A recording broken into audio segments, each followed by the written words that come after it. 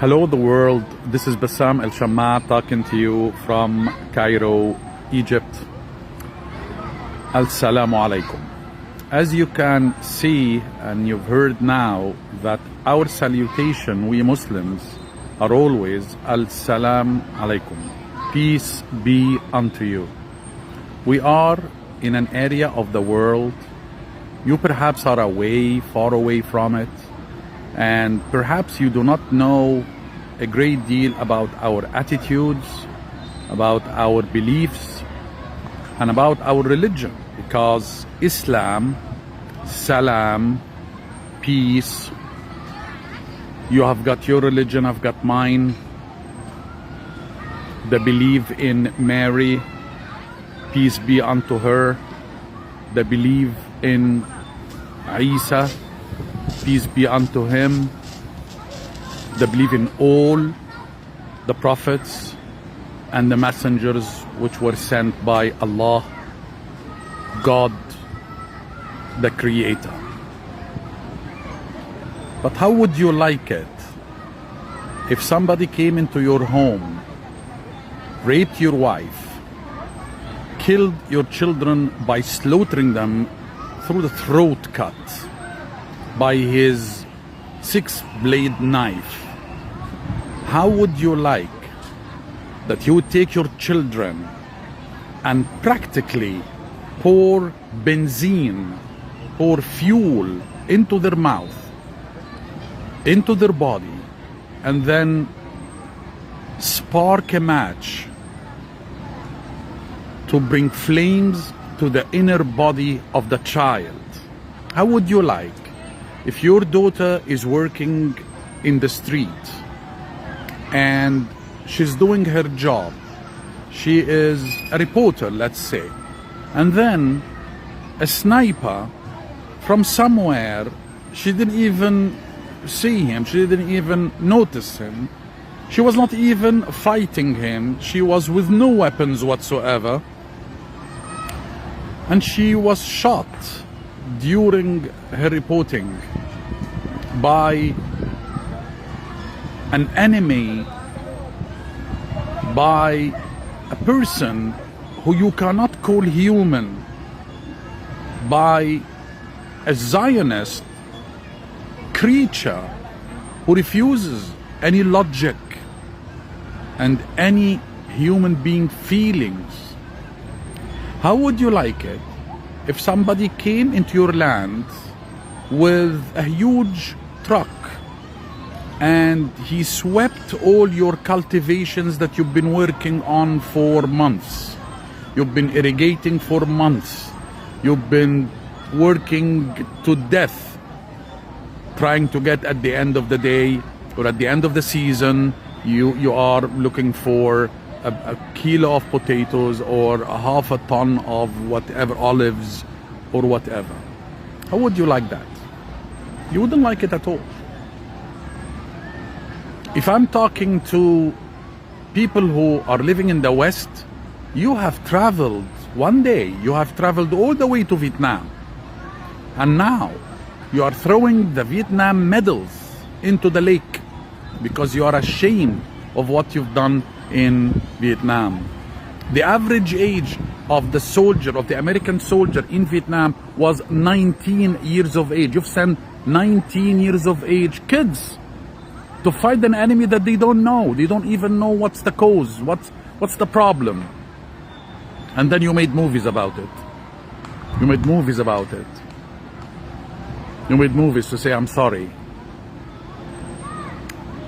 How would you like it if somebody came and took your land and buried you? No, not even buried you, killed you and left you to the vultures and to the hyenas to eat your body. How would you like all of that? You wouldn't like it. You would hate it. You would detest it. You would disagree with it. Now, after all of this, somebody came to your land and took your weapons and took you took your sticks, took your stones, took anything that you can defend yourself with. Now you are armless. Now you are with no protection whatsoever. You don't have aeroplanes to protect you. You don't have any protection from above. You don't from above, I mean from the jet fighters or from the aeroplanes or any protection from land. You are all in the largest prison in the world, open air prison. And if it was up to the Zionists, they would close the air as well, but they couldn't because they don't have this technology yet. But they would, if they would have this technology to close the ceiling of the sky so that the people of Palestine do not breathe, they will do it. Because they lost what we call humanity. There is something called humanity. There is something called if you take a look at the history, go to Andalusia, go to Al-Andalus, Spain now. Read the history and see the best time ever in history that the Jews lived in peace and protection and appreciation by the Muslims in the over 700 years of the Muslims in Andalusia. I challenge, I am a historian. I wrote 50 books and an encyclopedia by my name called Encyclopedia Al-Bassam. My name is Bassam, which means, by the way, in Arabic, the ever-smiling man. But how could I be the ever-smiling man now when I see all this genocide going on, all this apartheid going on? And what makes it worse? That the world is turning to the other side. The world is, oh, look at the birds. Look how beautiful is this tree. The world would stand up against somebody who kills a dolphin. The world would, I was in England one day during my work and during my life, and I participated with £5 sterling, which was a good figure at that time, to save a tiger in Asia, which was, it became an orphan, and there was campaigns to save the child tiger, and I participated, and I wore the shirt of that tiger, came to Egypt, told the people about it, told the people about how to save the whales and how to save the dolphins and how to save the tigers and how not to kill these creatures. But today, 2023, we have gone back even worse than the days of the cavemen. We are not even having 1% of the morals of the ancients. We are seeing people being killed, genocide, swept off the earth. You will never, let me tell you this, I've traveled to the States, I've traveled to Europe, I've traveled to South Africa, I've traveled to Asia, to Thailand, to Greece, to Palestine, to Al-Quds, which is called in English Jerusalem. I've traveled a lot, and I am telling you this, I'm 61 years of age. I've lived, I've traveled, I've met people, I've met Jews, I've met Arabs, I've met Muslims, Christians, Buddhists. I met people who pray to the sun. I met people who believed that they were a tree before they came to this life. So I met people, and I'm telling you, at the end of this day, Friday, today, we're talking 13th Friday of October 2023. I'm Bassam El Shammaa, and I'm telling you, there is no way on earth you are going to take Palestine and give it to the Zionists. The occupation is going to be over. No occupation in history survived. I'm a historian. I've been reading history and teaching history for the last 40 years. In English and in Arabic. My lectures are everywhere. No occupation in history. Look at what happens to the Tatarians. Look what happened to the Mongols. Look what happened to Genghis Khan. Look what happened to Hitler. Look what happened to Mussolini. Look what happened to the Hittites. Look at what happened to the Hyksos. Look, I'm talking the Hyksos, not the Exodus. Different. Okay, read your history. All right? All occupations Look at the Persian occupations in the days of early Islam. Look at the Roman occupation in the days of early Islam. Look at the days of killing the Coptic Egyptian Orthodox Christians by the Romans in occupied Egypt. Look what happened. Do we have any Roman occupation in Egypt today? No. Do we have any Mongol occupation? Any Tatarian? Any Genghis Khan? No. Do we have any Zionist occupation in Sinai? Answer is a big no. So keep on dreaming. So keep on dreaming. Bad dreams, nightmares. Because the Arab army and the Egyptian army is actually an amazingly genius soldiers. And they are dedicated. They are dedicated to the cause of Al-Masjid Al-Aqsa, Al-Aqsa Mosque. How would you like it to wake up one day on a huge boom of bombardment of your synagogue? How would you like that? Or of your church? Or of your historical monastery? We in Egypt, we were screaming when they were bombarding the Buddhist statues, even though we are against Buddhism as a religion because we don't believe in Buddhism. Buddhism is not a religion sent by God. And it depends upon statues and all this business of praying in front of a statue, all of this, and Islam rejects all of this. And even though we were looking at those statues from the artistic point of view, we were screaming to the world, do not bombard the statues of Buddha.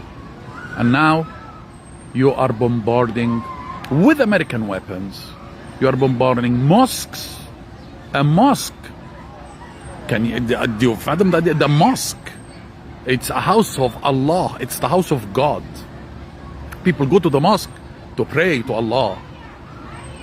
When the United States were hit in the September events, we went up saying with the loudest voices, why are you getting in an aeroplane hitting a building of innocent people? Of innocent people. If I'm fighting you a soldier to a soldier, a tactic to a tactic, a brain to a brain, a right to what you think is right. Okay? But I don't fight you as a soldier, then you cannot defeat me, so you go and kill my children. And you go and bombard my families who are with no arms and with no weapons and with no protection whatsoever. What is the nobility in this? What is the victory in this? And how come the whole world is watching? What are you doing? You are watching, drinking your coffee. What are you doing? I'm saying to the whole world, would you please, with respect, would you please start talking sense and doing what is logic in cases like this, which is stopping the Zionists from killing children, stopping the so-called Israelis, because Jacob the prophet, peace be unto him, would never ever approve what they are doing in Palestine now. And that's why we refuse to call them Israelites, because Israel is Jacob, peace be unto him. And we believe as Muslims in Jacob as a prophet and as a messenger. Peace be unto him, peace be unto Moses, peace be unto all the believers in the true religion which was sent by God, Allah, to Prophet Moses, peace be unto him. Did Allah say to Prophet Moses, peace be unto him, go and kill children? Go and fire the internal bodies of children by benzene and by fuel? Or by bombarding mosques? Of course not. Of course not. Of course not. No true Christianity and no true Judaism and no true Islam would say that and do that. When Kuwait was invaded, we all went up and said, do not, this is wrong. This is against everything. That you go to another land and invade it and kill its people. So why now are you all shutting up? Why are you all in the world now? Is that because of money? Is that because the Jews get the money of the world? Are you afraid of that? Go and work. Go and work.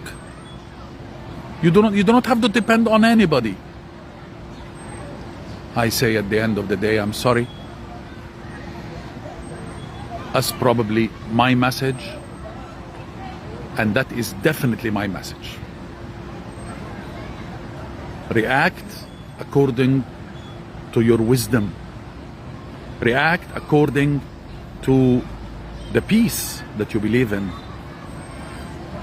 Do not give your governments money and taxation to go and give it to those apartheid people to buy weapons and kill women, children, elderly.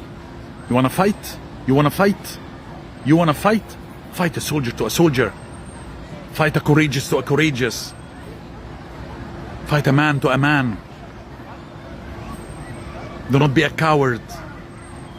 Do not go on an aeroplane up there and bombard kids. That's not war. That's not noble.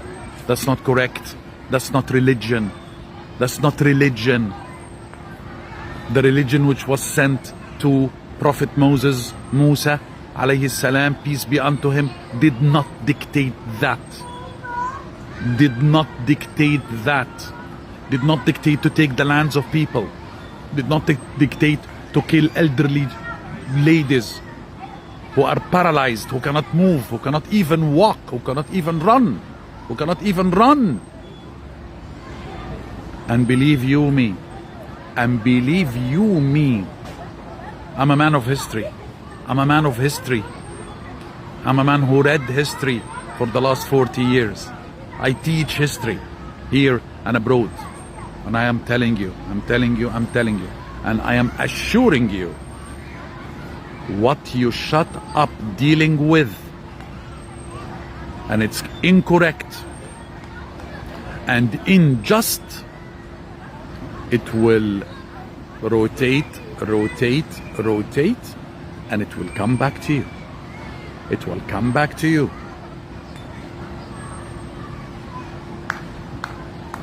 History, oh, it all repeats itself.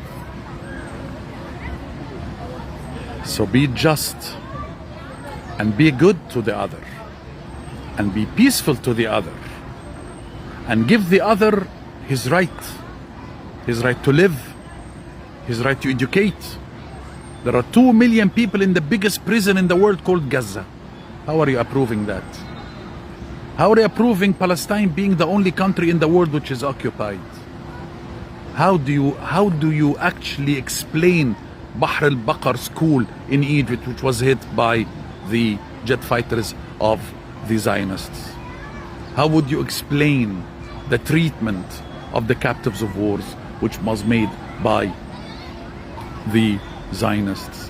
While Sadat, after the victory of 1973, he returned the captives of wars in Egyptian cotton pajamas to go back to Golda Meir, the defeated. Movie or not movie, she was defeated. Mushayi Dayan was defeated. Movie or no movie. Hollywood, you can do whatever you want, but you cannot change history. I am Bassam El Shammaa. Assalamu alaikum. Peace be unto you all.